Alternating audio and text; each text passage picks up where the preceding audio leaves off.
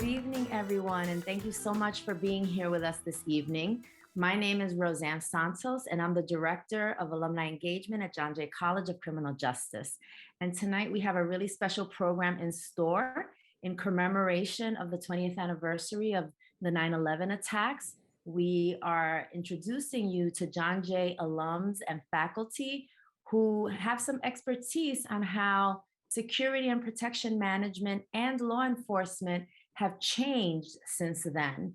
A really important topic for us to understand, and really as a way to remember what happened on that day and how we have come a long way in how we protect our establishments, our businesses, and our citizens.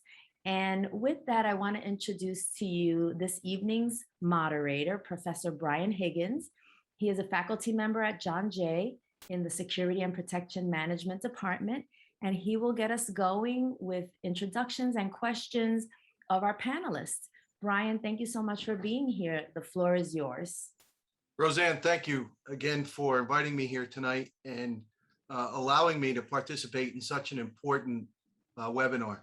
I think it's extremely important that we not forget what happened on September 11th, that we not forget those we lost and all the heroes that were came to be that day.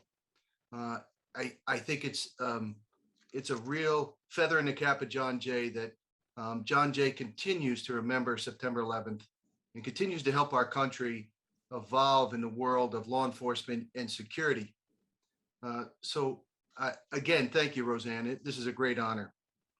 For everybody who joins us here tonight, I want to welcome you and thank you for taking time out of your busy schedule and your evenings to join us. This is a very important topic. It is a very solemn topic, but at the same time, we're going to focus on how we've moved forward in the world of security and law enforcement from that dark day of September 11th. So I'd like to get right into it tonight. I would like to ask our panel to introduce themselves. I'm going to start first with Mr. John Friedlander. John, welcome tonight. Thank you for your time. I'd like to introduce you to the crowd here tonight by way of letting you introduce yourself. Thanks, Brian. Very glad to be here. Very glad to be included on the panel. Always an honor to participate in John Jay events. So I graduated from John Jay College with a Master of Science in Protection Management in May of 2001. I absolutely loved my course of studies. I loved some courses more than others, but John Jay provided a tremendous network and background for me to launch a career in security. I was in the process of sort of re-engineering my life from the late 90s into the 2000s, and I got very lucky with Professor McCree as the department chair at the time. I currently work as a security consultant at Kroll, and my title is Associate Managing Director. I've been there 9 years. And I also have the privilege of teaching at John Jay. I'm an adjunct professor in the Security, Fire, Emergency Management Department. And that privilege extends to being tasked to teach some of the courses that I took as a student and other courses, and bring to those courses things I use in the profession of security, security management, security operations, and also refresh the lessons that I learned back then for now, for 2021 and beyond. Thank you, John. I appreciate your participation today and what you mean to the field of security management. Next, I'd like to introduce our next person on the panel, Chief Joe McCann. I can't see your name, Chief. Joe McGran. Thank you very much, Brian. And thank you, John Jay College, on many levels for making me what I am today, as a matter of fact. Many, many years ago, unfortunately, before many of you were born, I affiliated myself with John Jay College through a young man in the admissions office named Jim Curran.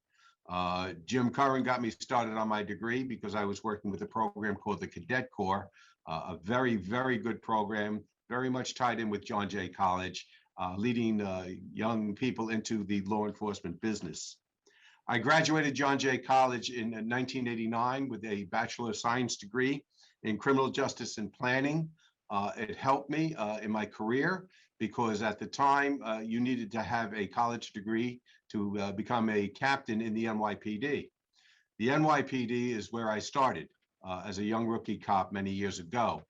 I went through the ranks, did more than 30 years with the NYPD before retiring and coming over here to the MTA Police Department as their acting chief of police. So John Jay College got me up and rolling and on my way up the ladder in two different agencies. I'm forever grateful.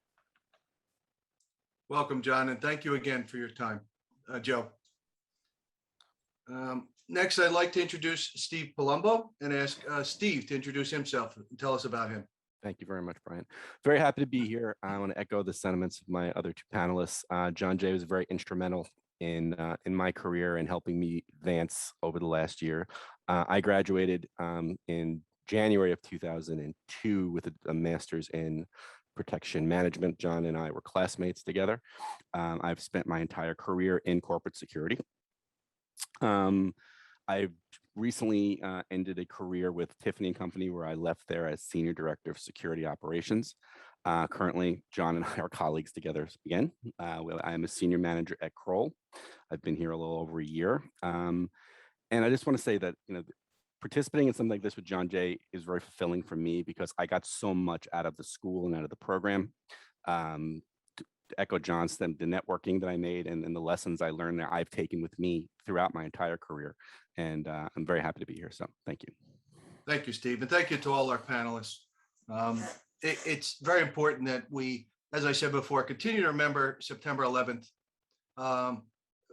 Focus on where we've come as a country and focus on where we're still going to go. And also to paint law enforcement and private security in a very positive light. The young men and women I speak to at John Jay, see, like the rest of us, what's happening in law enforcement and the media. And I hope tonight encourages them to continue forward with that path of entering law enforcement or consider the world of private security. I, for one, think that's one of the largest changes I experienced personally after September 11th was that relationship between law enforcement and private security and how we came together and recognized that this is going to be a team effort. For those of you who in the world of security know the organization ASIS, there was a very well-known security director, Rick Briscola, who saved countless lives on September 11th. And who knows how September 11th would have rolled out had many people in the world of security and law enforcement listened to Rick prior to September 11th. So I think that's a big step in the right direction. We have a few topics we'd like to discuss tonight.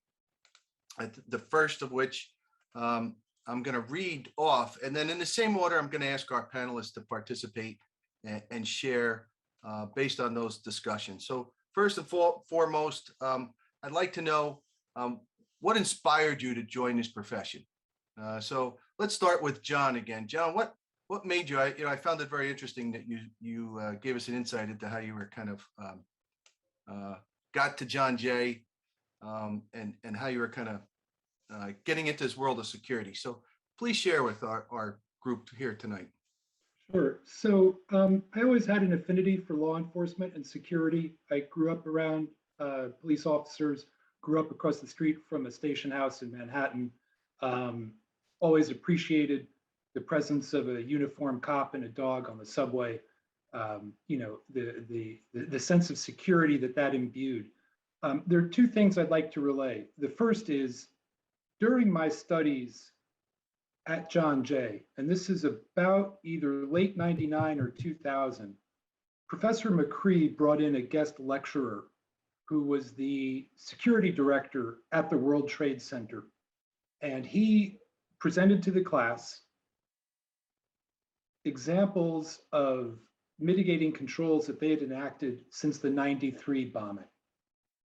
And it was mostly physical, with a fair amount of operational.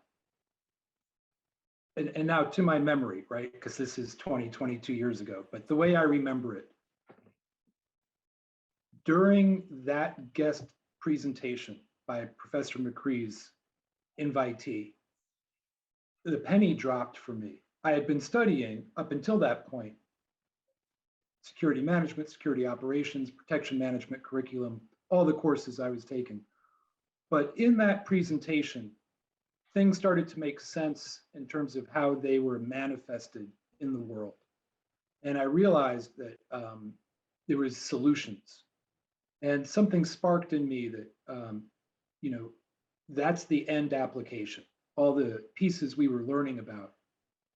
And it was a combination of anti-terrorism, counterterrorism, crime prevention, visitor management. It touched everything.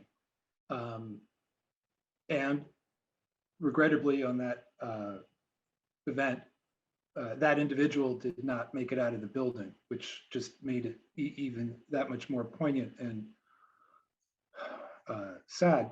The other piece is I understood security as a business from my studies. And for me, some of my professors that I was able to engage with really inspired me.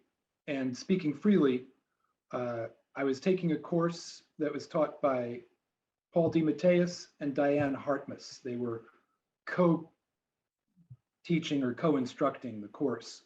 And I didn't know a specific career path, but I knew I wanted to work in security. And whether that was on the retail side or on the corporate side or the investigative side, I was keeping an open mind.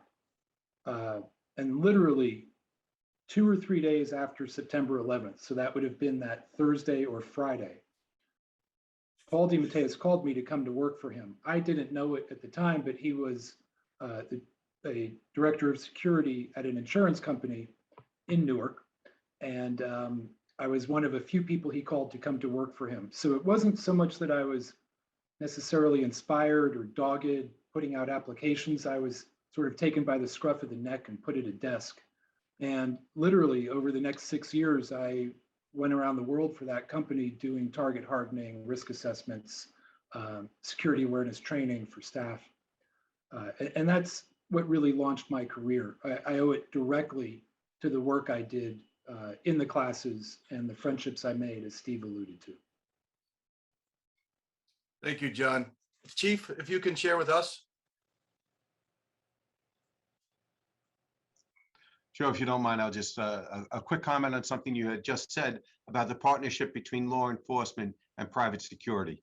Never was it more outstanding or obvious than it was after 9/11. We need each other and we continue to need each other every single day.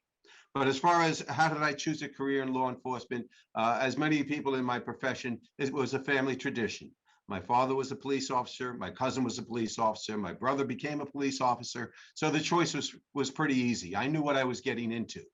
So many young people today don't know. They don't have a family member or a close family friend that they can rely on to give them some advice or tell them what it's really like.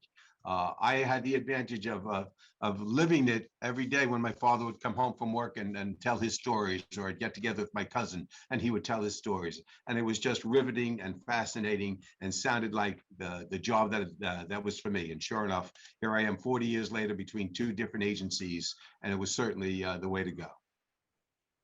That's great. That's a great story. Steve, can you share with us? Sure can.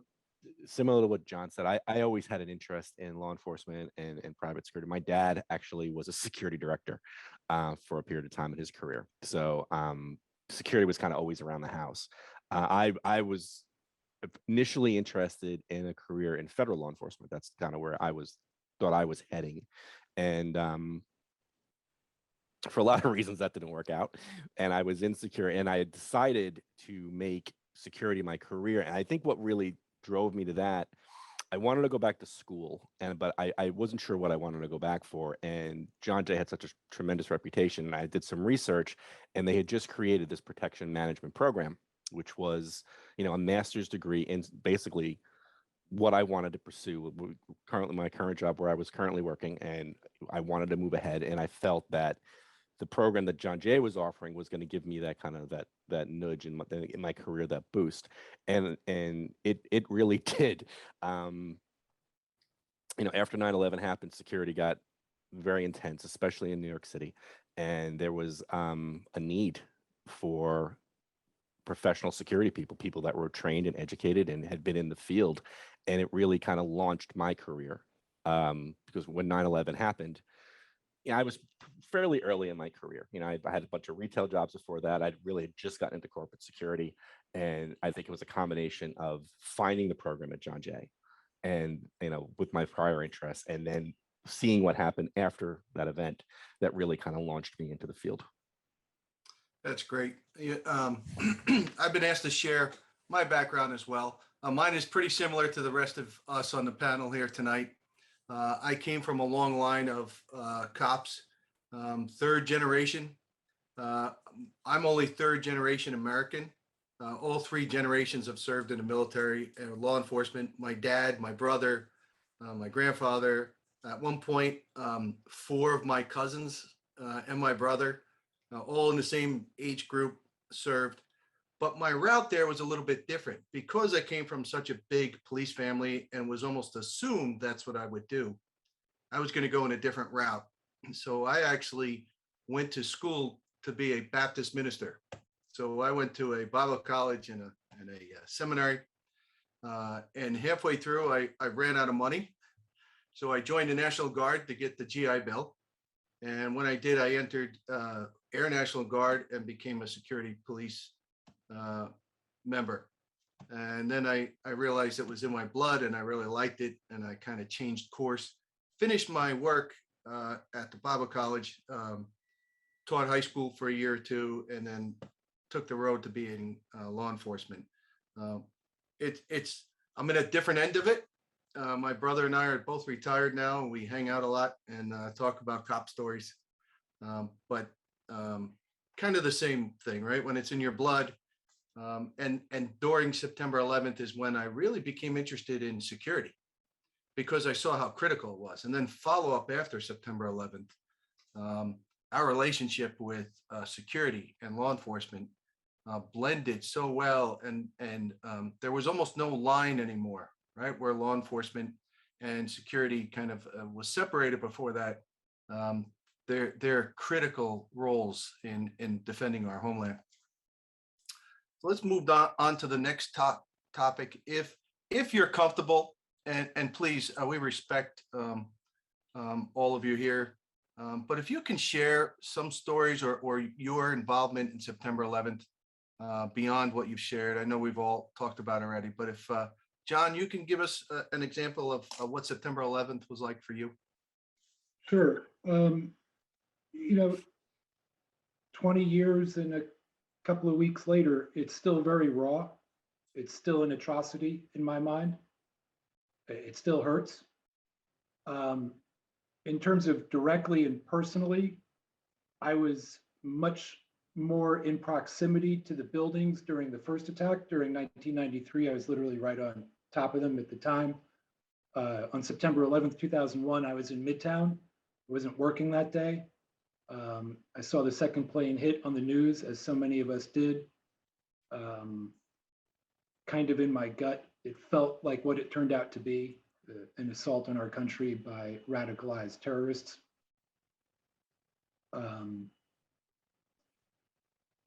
Although I am a civilian, I did wind up down there very shortly afterward as a volunteer for the Red Cross, staging out of the St. John's building.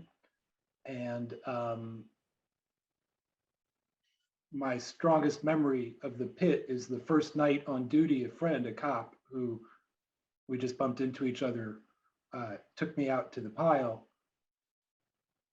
It was still on fire. It was about 8-10 days later. And this steam shovel, part of the excavation, this was late, it's about 1 or 2 a.m., took a big hunk of metal out, and this flame and smoke erupted from the pile. So much later, that's a vivid memory. And the loss of friends, direct and indirect. still very hurtful. I'll leave that there. Thank you, Steve, John. We appreciate your sharing. I know it's not easy for any of us, but I think it's important that we share those stories. Chief, can you share with us? Well, it's been 20 years, but it seems like yesterday. I was driving into work, and as everybody knows, it was a clear Tuesday, nothing special, no holidays, no special events arranged for that particular morning. It was just a normal, clear, crisp Tuesday morning. And they came over the radio and listened to the traffic reports, and it came over the radio that a plane struck the World Trade Center. And I said, "Oh wow, it's terrible." But then they started interviewing witnesses who said it looked like it was deliberate. I said, "Nah, it doesn't sound right." But then the second plane hit, and you knew it was deliberate. I was 30 miles out of the city, driving in on the Long Island Expressway. You could see the smoke, and you can see the flames from 30 miles away. I'm sure you could see from further, but I was 30 miles out. As I got into the office, I was looking for my boss. I was the commanding officer of the chief of department's office. He had run out already, was at the scene. So of course I went running over to the scene. I got there as the second tower was coming down. I did not know the first tower was already down because of the thick smoke and dust and dirt that was in the air. People were running like crazy at me. I didn't know why. I heard the tower coming down. I thought it was another plane, but it turned out to be the second tower coming down. What struck me was the number of shoes, thousands and thousands and thousands of pairs of shoes, because you can't run fast if you're wearing dress shoes, high heels, whatever. And people just ran out of their shoes. There was debris all over the place. It was very cloudy, very dusty, tough to see, tough to deal with. And what we lost that day, or at least what I lost that day, was a sense of security and safety and invincibility. We live over here. We're far away from all those troubles overseas and everything else. It reminded me of how the world must have been prior to Pearl Harbor. We thought we were safe. We were far away. We were two oceans, on one on each side, and they got us at Pearl Harbor. Well, they got us again at a time when we thought we were invincible. And that sense of security and invincibility is pretty much gone now. Every day you have to realize that we are vulnerable, and we have to be aware, and we have to rely on private security and law enforcement to keep us safe. Thank you, Chief. Steve? Sure. So it was a Tuesday, and I was in school. I had night classes, so I had driven into the city early. I didn't want to. That was my only option, getting out of class so late. So I had driven in. I had walked up to my office, and I was walking into a meeting. And as I turned the corner, there was a crowd in front of a colleague of mine's office listening to a radio, and they said, plane had hit the World Trade Center.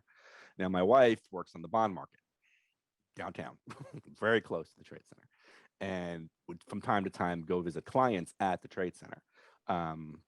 Cantor Fitzgerald was actually one of their clients. So I picked up the phone immediately and called her. And as I was on the phone with her, the second plane hit. So I advised her to immediately get out of the city. We had to get back to the store.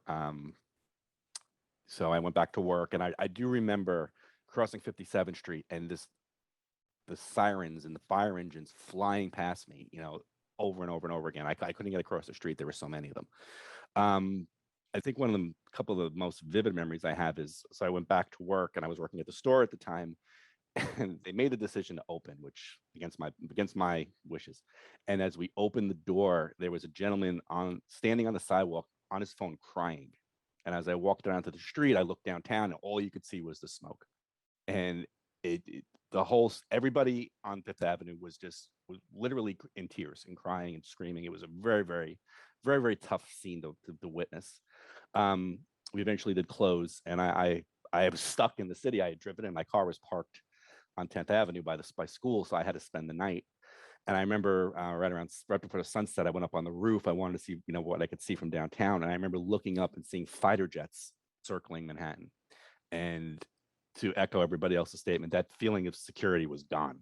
If to see fighter jets circling the city, one of the most frightening things I think I've ever witnessed. So that's kind of what happened for me on 9/11. Well, I leading up to the collapse of the towers, I was posted at Route 3 eastbound right at Giant Stadium, because very early on we realized there will be assets coming to help out. That this was, at that point we figured out it was, or those in charge realized it was an attack. And we didn't have access to the radio and communicate and all this stuff that the TV. I was sitting in the car with another officer, and we knew that was the World Trade Center collapsing. Just, we saw this faint smoke and then this massive cloud. And yes, you're all those feelings you gentlemen shared, I felt all at once, right? I can't believe this happened here. I can't believe this is happening, and almost not believing that those are going to be bodies or pieces of bodies to recover, but hopefully we can get as many people as possible. So there was still this hope. And then very shortly, I was moved up to the George Washington Bridge so that the Port Authority officers can go down to their headquarters and dig. And then the following months afterwards, I worked on a team that answered to the Port Authority Police and NYPD. And what we did was escort large pieces of equipment or other pieces of equipment as they coordinated first the rescue and then the recovery. So as you know, that area is very small, and those large cranes that pick up the large pieces, they take about 8 or 9 tractor trailers to bring in that equipment and load it. So what they got really good at was coordinating that time. So you didn't have to take equipment out and then wait while a crane was built. So there was a coordination of equipment, and we were given different routes at different times, where to bring the equipment and stage it. We did that for about 6 or 7 months, but I still remember from those days after those next 6 or 7 months, quite often going down the West Side Highway with large pieces of equipment. And as we get closer to September 11th, people with the flags, people coming up to the police car and kissing your arm, giving you sandwiches, was an incredible feeling. No, I'll never forget that, and I hope I never do.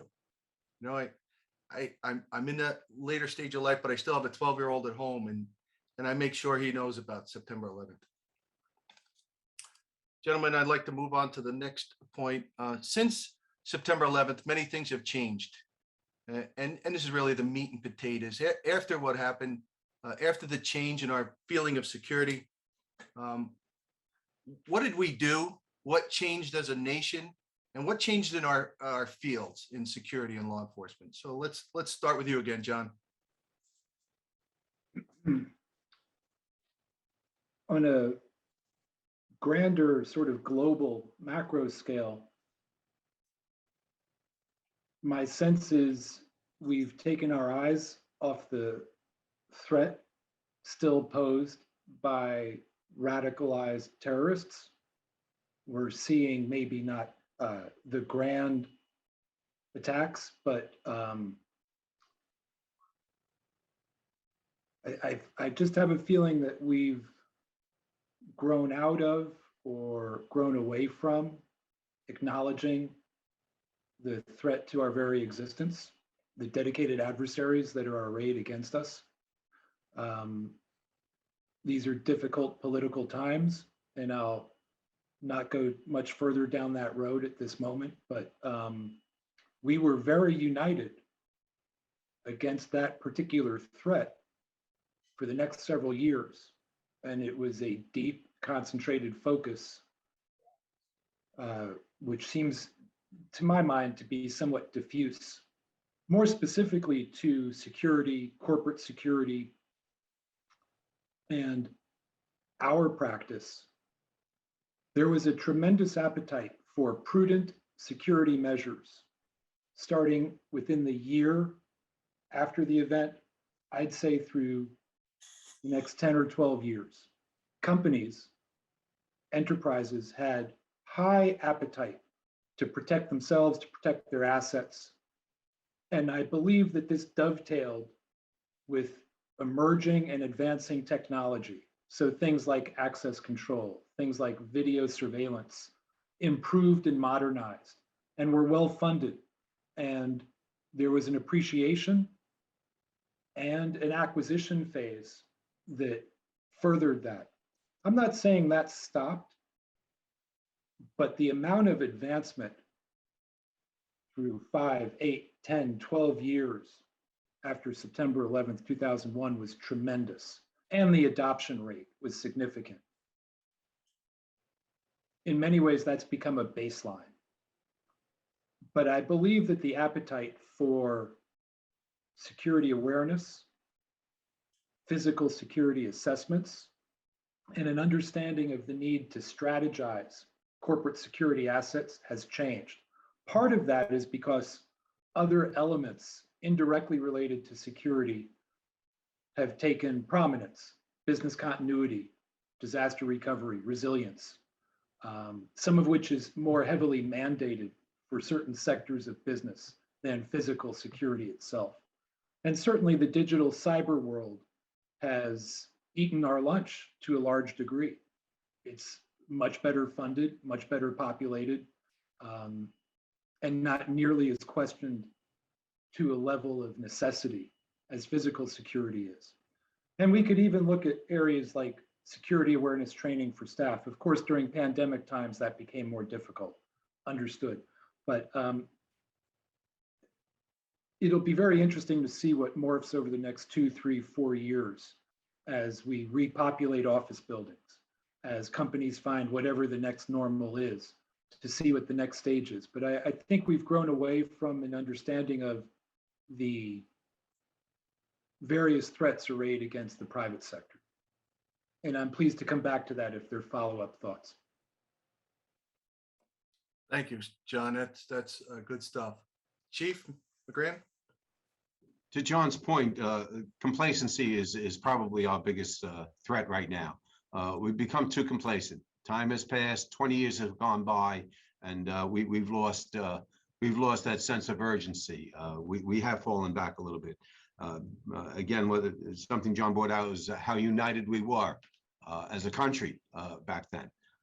It was a time where we all came together and we worked together for a common goal. And we have drifted away from that as things will drift away. The whole world changed that particular day. There's a whole generation out there right now that is used to taking their shoes off at the airport, getting frisked at sporting events, walking through a metal detector. It comes naturally. Nobody thinks twice about it. But those things were unheard of, when some of us were growing up. The idea that you had to be searched before you went into a venue. So many things have changed over the years. Now we're not just concerned about the major attack, which we should be, and as we should be, but we're also concerned about that lone wolf. We always talk about the lone wolf, and we hear about it from time to time. It wasn't that long ago. In fact, it was on Halloween just a couple of years ago, where a lone wolf jumped in a truck on the West Side Highway and started to run people down. It's not that long ago that the lone wolf attacked people over in Europe, in France, in Britain. The individual that becomes radicalized and takes action out against the public. These are things that we constantly must be alert to, not just in law enforcement, but once again in private security.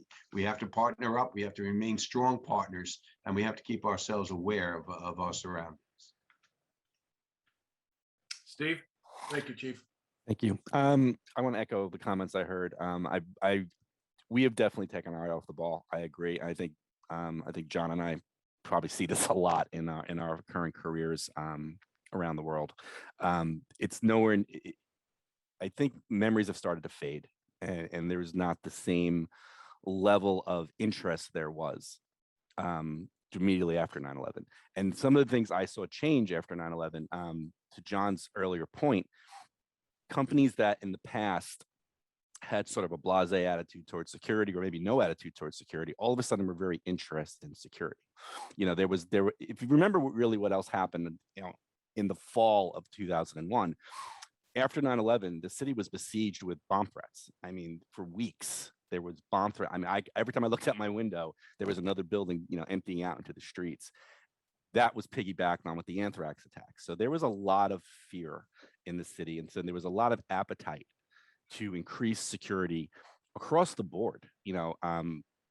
Speaking from personal experience, I was in charge of the budgets at my department at the time, and it tripled but before the end of the fiscal year. They had tripled our budgets. In the place I was working was considered an iconic landmark in the city. We were considered, we were one of the top 10 tourist attractions in the city. So we were given a lot of resources to do a lot of the stuff that, that John was talking about, the access control and the awareness training and all the different things that were in the past a struggle to get approved, and where we had to kind of fight and kind of always kind of justify our existence. All of a sudden, we were key players. They needed us, and they wanted our expertise, and they wanted our knowledge, and they wanted to know how we could help them secure their facilities and secure and safeguard their people. That was a huge change. The industry, it was a seismic shift after 9/11 in private security. And another thing I saw change, security as a career, I think, private security, there was really a need for professional security folks, not, and if you didn't have a law enforcement background behind you, that wasn't so much as a detriment as it used to be. Like if you had the education, if you got your degree and you graduate school as well, and had the work experience, you could, and I think all of us here approve, you could have a very, very successful career in private security going forward. And I think that changed after 9/11. It was really seen as more of a professional discipline and of a very respected professional discipline. I would agree, Steve. I would agree with all of you. Gentlemen, what I'm hearing collectively is we're afraid. And I would chime in with that. We're concerned about the fact that we've taken our eye off the ball, to quote one of you. Some of it has to do with the fact that we haven't had a major attack to the level of September 11th. But what concerns me is the global environment right now. Those who we thought were going to attack us again were foreign-born terrorists, but they had a fight out in the Middle East, and that fight is over for them, right? Afghanistan, Iraq, and they've had 20 plus years of practicing terrorism.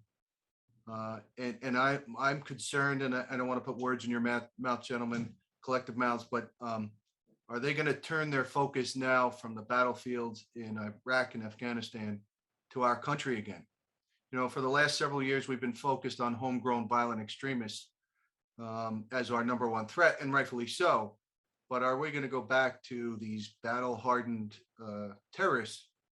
I just see now I help clients in the private sector, and for quite a few years there was a lot of focus, and John and Steve, you could probably echo this. A lot of private sector organizations looked at blast resistant, right? Blast resistant curtains and walls and glass because that was our threat at the time. And we've kind of moved away from that, haven't we? Yes, we have. Yeah.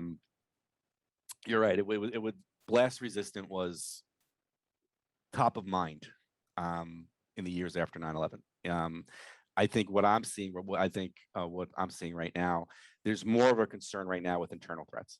The active shooter, and the active shooter training and the target hardening and keeping people out of facilities who could, possibly cause harm. That's more of the focus right now than what was after 9/11, which was the blast resistance and the target hardening. It's more internally now. It's because I think more companies are more concerned with an active shooter situation than with a terrorist attack. I would agree. John, anything to add there? Yes, two things. And really speaking to the students that are listening at the moment, we've nailed it.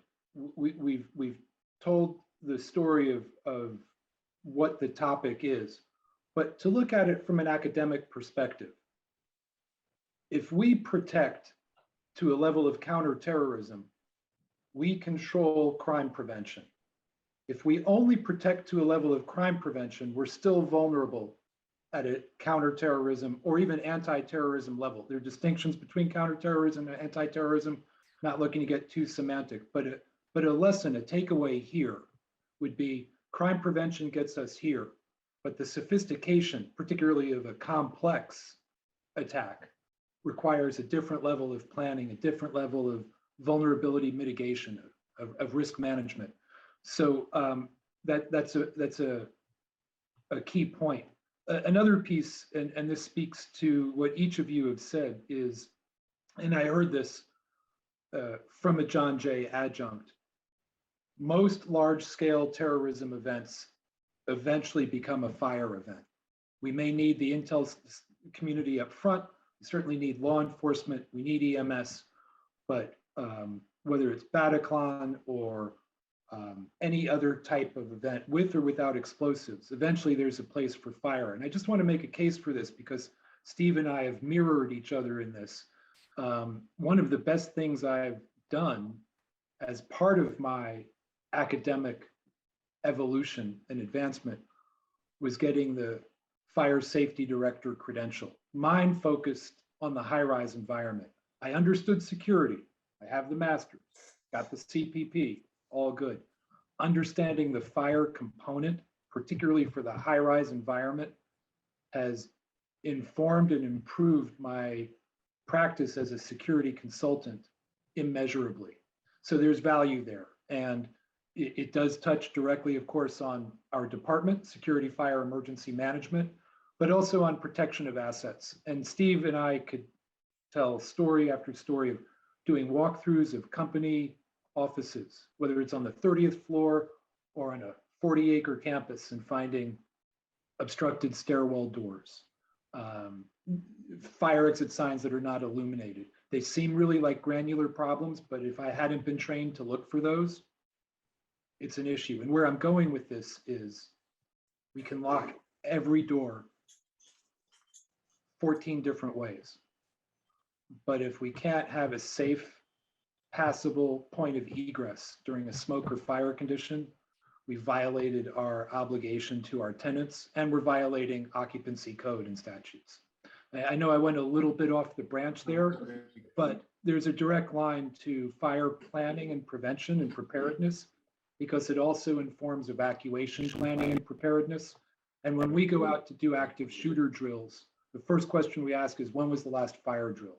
Are they familiar with the stairwells? New York City's EAP, Local Law 5, did a great job getting there. It was a messy process, not gonna lie, but it did a great job of helping building managers and their tenants understand how to get out of their buildings in a hurry, or what to do if they're not supposed to leave their buildings in a hurry. And we can take questions on that, because I'm sure we've all got eons of experience in what I just described. No, I would agree. I have one question for Chief McGrand, and not to put you on the spot, sir, but in this world of this changing environment where I think we all collectively agree, we almost feel like, or it seems as many people feel like we've checked the boxes already and we're safe. When September 11th first happened, the focus was on air travel and air travel security. And then shortly after our attack, we had the London Underground attacks in the UK. But we still are not the same level of security in rail as we are and surface travel as we are in the air yet, are we? No, it's an open system, and we're in an open and free society. We keep our guard up. We ask the See Something, Say Something program. We're asked for the civilians help in this. But as long as we're an open system with an open society and we're free to travel about, I don't see it being as an airport where you have that controlled entry point, and then you have another controlled entry point to get on the plane, and there are all kinds of different barriers in your way. You can enter the subway system at any one of our 400 stations. You can enter the commuter rails at any one of our stations. So as long as that's the case, it's never going to be as tight and as controlled as the airports or some of the other facilities, such as a cruise ship, for instance. You can't get on board a cruise ship without certain protocols in place. And I'm surprised, Chief. I teach Homeland Security classes.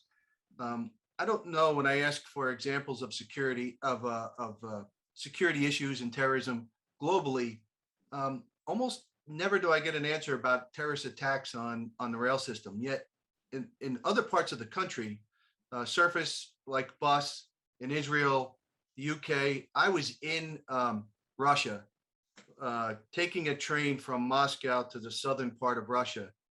when the train that passed us that was going to St. Petersburg was hit an explosive device on the way. So even in countries like Russia, where we don't get the news all the time, the rail system, surface travel is still a target for these terrorists, right? The rail system will always be a target for, of opportunity for people that want to cause mischief. Recently, we've had people throw things on the tracks. We had just one the other night. They'll take a shopping cart or a bicycle, and they can cause a tremendous amount of damage. You can only imagine what an explosive device would do in our system. Well, thank you, gentlemen. Steve or John, did you guys want to circle back before we open this up for questions?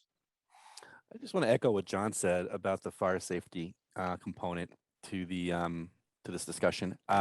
I also have my FSD and my EAP certifications through New York City, and found it valuable. And I think it's a great kind of melding of all of it. You know, we talk about security and law enforcement working together, but security, law enforcement, and fire also need to work together.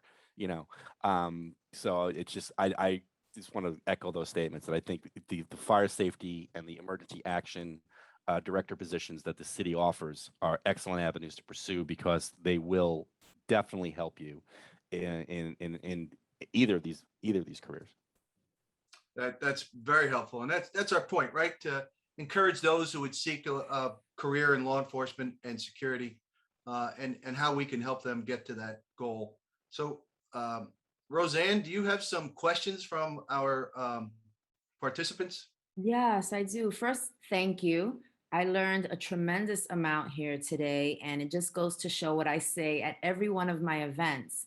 And that is that the John Jay alumni community is extremely dynamic, robust, intelligent, mentor worthy, because I'm always looking for mentors for our students. Just a fantastic group of folks who just are so knowledgeable in these niche areas. And I will never look at an exit sign again the same, John. So thank you. And the first question that actually it's mine, I will admit. Someone mentioned that, you know, you can lock every door, but if there's something off around egress, you're still in trouble, right? I think it was you, John. So I think about the same thing I've been in higher ed over 20 years. I have a child in high school. And I think it doesn't matter who's in the outside community, because often the threat is someone who belongs in the community. So when I think of the high school shootings, I think of Virginia Tech, I think of all of these things. You know, what do we in the higher ed admin, let's say someone like myself who's been in higher ed, who works in spaces where we can talk about policy and protocol and assistance to whatever students might need, what else can we do, I guess, toward prevention? I mean, I don't know, is that even possible? The way Chief McGran said, if you're in a transit system, it's always going to be vulnerable because we have 400 points of entry. So what happens when the people who cause the terror belong in the building, have an ID card that they can swipe and get in? You know, what are some of the strategies for people who want to get into law enforcement to start thinking about, or for administrators to kind of start that level of protection? John, you want to jump in first? I'm pleased to. And Roseanne, thanks for the question.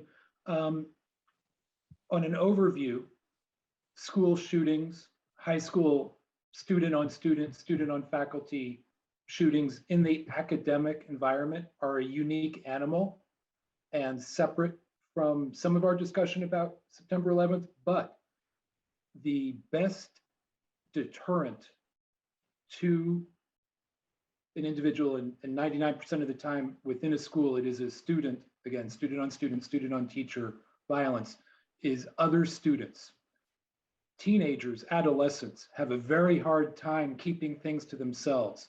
And what we see over and over again is that the active shooter, the teenage adolescent active shooter, plans for some period of time and moves across a pendulum of threat to going operational that can be, I don't want to say detected, but observed and noticed by their peers. It's what we call leakage. They sketch diagrams, they put things out on social media, they have to express it. So our work, threat management and insider threat, is very important. It's just a different dynamic in the school setting, but within the corporate high rise or a campus or a college or a research factory, once again, security awareness for workplace violence, prevention and planning falls along the same lines. Seeing someone who decompensates, someone who's agitated, someone who is not themselves and is experiencing distance and potential mental illness, who starts to have either weapon fascination or extreme anxiety. These are all telltale signs that warrant being escalated, much like the peer in the high school, the factory floor, or the office environment. There has to be a conduit to communicate these threats upward into management or HR or a school counselor, with anonymity granted to the person sharing the information, and action, well-trained recipients of that information to know what to do for next steps. John, would you, it's fair to say that security is more than just physical measures, right? That's processes as well, like a way for employees to identify potential shooters, right? And a process to let the company know. Yeah, absolutely. Steve and I work closely on what we call operational security measures, and that extends to different layers of training for senior management, executive leadership, managers, and staff members. But there are very concrete responses that are somewhat universal. They're different, again, in the workplace versus the academic setting. And within the academic setting, they're different in high schools versus colleges, based on the nature of campuses, the nature of the student body, but they're very specific prescriptive steps that can be provided to help mitigate these risks, as long as they're dealt with up front. Once the individual has entered the campus or the office, prepared to do violence, gone operational, as we say, we're behind the 8 ball. Yeah, I can't agree with John more. You really, the biggest component to security, in my personal opinion, is training. Train, not train the people working in the office, train the students, and we're not just talking, run, hide, fight, which is, what happens once the actor is actually on premises. But to John's point, and I've had a lot of success with this in my career, is the de-escalation and being able to identify a potential problem and having that mechanism to call it out. And I saw it happen over and over and over again in a former life, where we were seeing these things in a corporate environment, in a factory environment, where people were acting in a certain way or behaving in a certain way or saying certain things or posting certain things on social media. And because of the awareness training that was shared with the employees, it was called out and it was dealt with and mitigated before it escalated to a situation where you had to get into a run, hide, fight situation. So I think awareness training and how to spot these indicators is key. And it's a huge part of security. It's a huge part of what John and I currently do. Thank you. Chief McCran? Before I get to the question at hand, the idea of mentoring came up before, and you're absolutely correct. I'm a big believer in it, as is one of your other adjunct professors. Alden Foster always talks about mentoring and being that person that makes a difference in somebody else's life. But to echo what John and Steve are both saying, you have to be able to recognize those stress factors that are going to push somebody over the edge. The people that are being bullied, whether it's in school or at work, the person that's under intense personal pressure, maybe it's from divorce, maybe it's from another family issue, financial issue, the pressures that are being borne on somebody. People in the workplace know, and it always seems to be that way after the individual explodes. Oh, I always knew he had a temper, or I always knew this. He always talked about that. They have to be able to communicate, as John and Steve both pointed out, they have to be able to communicate through management up channels saying, listen, this guy's got issues here and somebody has to deal with it, whether it be the HR department or somebody else within the agency. But this person has a lot of personal problems, and I'm concerned, and that's the word you use. I'm concerned about this person and that they may harm themselves or someone else. So you have to be aware of your coworkers. And to your point about being more than just physical protection, you also have to have some type of insight into behavioral aspects of the workers that you're with. I'm happy to say that John Jay has a behavioral intervention team. So if any faculty or staff, or even any of you, if you were ever to mentor one of our students, even though you don't have a formal affiliation with the college, you would be able to, let's say, reach out to me as kind of your liaison and say, hey, I'm noticing suicidal ideation, or I'm noticing something, or, awry, or even if a student is gonna drop out, that can all be sent to this team that's a compilation of faculty members, counselors, administrative staff who can intervene and help the student move forward in a positive direction. So I just wanted to put that out there because I know people are listening and will listen to the recording. But the last question I wanted to put on the table, and it's one that comes up a lot, it's one of my primary goals with the program that I do, with these programs that I do, is really to help our graduating students and maybe even recent alum in the past year to 3 years understand how to get a foot in the door. And I know that's a little astray from the topic, but I can't let all this expertise go without asking that final question of, what advice do you have for our young people? It's a tough market out there. I would love to start with you, Chief, because you're already in the PD system.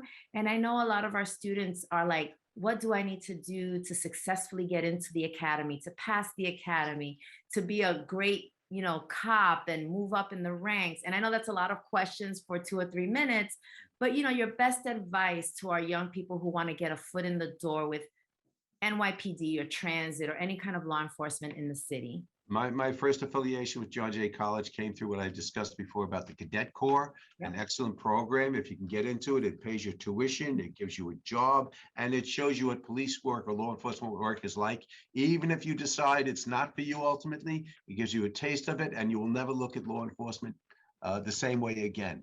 I would also recommend that you get one of the civil service newspapers, because it's not just the police department. It's also the corrections department. It's also the court officers. It's also, different law enforcement agencies. And it will tell you when the exams are coming up. It will tell you where they're going to take place. It'll tell you how much it's going to cost. And then, of course, what you had mentioned earlier, the business about mentoring. And I know John Jay College has some great mentors up there. So if you need information on corrections, or you need information on courts, or in the police department, there are people at John Jay. I've met them. They're wonderful people, and they will help you. They'll be happy to talk to you about it. The last thing I can say about that is that the NYPD is always hiring. They are always hiring. Now, if I can just give one piece of advice, and I give this to even my incoming recruits and cadet, social media. Be very, very, very careful what you put on social media, because there's no such thing as erase, delete, or otherwise remove. Look what's happened to this coach, the football coach, who wrote something in an email, I don't know how many years ago. It's always there.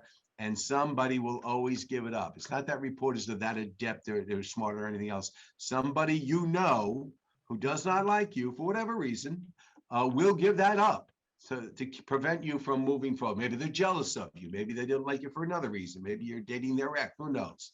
But whatever you put out there is out there forever. So be very, very careful as to what you put out there on social media. Excellent. Yeah, Roseanne, if I could echo the chief. When I ended my career, I was the chief of the county police, and then I moved to the director of all public safety for Bergen County. So involved very much in the hiring process. It's not just those verbal statements, those written statements, it's those images. We used to call it the red solo cup effect. So if there's pictures of you 4 years in college at parties with red solo cups barely being held in your hand, and it looks like you're intoxicated all the time, that's going to really hurt your chances. So be very careful about social media. I know we're all glad there was no social media when we were in college. That's I for know sure. I am. I talk about this with my girlfriends all the time. All the time. Steve, I see that you unmuted.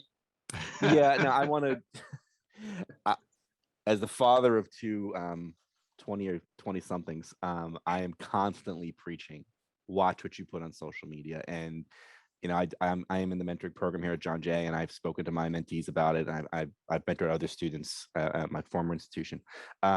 It's to the chief's point, it's there forever, you know, it's not going away. And to kind of circle back to what you'd originally said and how to get your foot in the door, I was going to say networking is huge, you know, and creating that LinkedIn profile and reaching out to people, and to kind of tie the both together. You know, if you're going to create a LinkedIn profile is professional. It's not where you go and spout your political beliefs or anything like that. It's a professional networking site, because, you know, you're free to post what you want to post, but it's out there. And to think people That's don't not have where you go to swipe left? no, no, No? no. But No. I think so. I agree wholeheartedly. Social media will trip you up if you're not careful. And secondly, I think networking is a very enormous way to get your foot in the door, meet people. Don't be afraid to introduce yourself to people. And another thing, I think, you know, getting your foot in the door, you've got to be willing to pay some dues. You know, in my former life, I did a lot of hiring, and I would see students that came out of college with their degrees and a lot of debt, you know, and they would see the jobs that are being offered, and they wanted to kind of jump to the head of the line. And it doesn't really work that way in the real world. You've got to come in and you've got to be willing to pay some dues and work those entry level jobs, you know, and kind of struggle for a couple of years, improve yourself, and that with your degree will propel you forward. Okay. So you have to come in with that expectation that, you know, I got to start here at the bottom and I got to work my way up. And let me just say, this is how Steve and I met, through LinkedIn. Mhm. And since we've met about, I don't know, 6, 8 months ago, we've been talking about this very event that has finally come to fruition. So it was his idea. And, you know, programming is a very important part of my job and my evaluations. And when I have an alum bring me a gem and an idea, I bounce on it, I jump on it. And it really is a great way to further the network. And look, we're here now having a really important conversation. So thank you, Steve. You're welcome. John, do you have any parting words before we end? There's three things I'd like to say very, very briefly. Right. The I'm first is, counting. there's One. number one, there's not a comment I've heard tonight that I disagree with. Everything has been right on the money. Number two, to Steve's point about paying dues, I was told very early on, the dues bucket is never full. So for someone looking for work or looking to get connected, there's really nothing beneath us. It might mean standing a post or doing a type of work that we're not directly interested in to get a foot in the door. There's tons of work out there. It just, sometimes we have to settle to move up.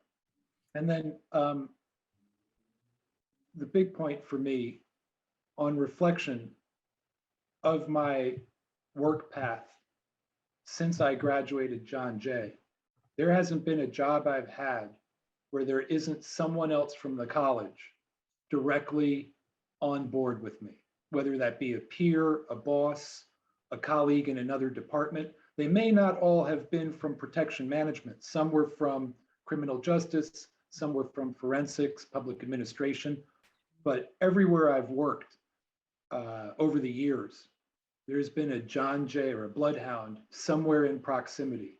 And I don't take that lightly. So I'm very grateful to have been included tonight. This means the world to me to be able to give back just a little bit. And it means the world to me that you were also willing to give of your time. It's 6 o'clock. You could be eating dinner with your family. So I do appreciate you. And I was once told to always wear a John Jay t-shirt at the airport, because there's always some TSA agent or some police officer or someone in the airport who works at John Jay.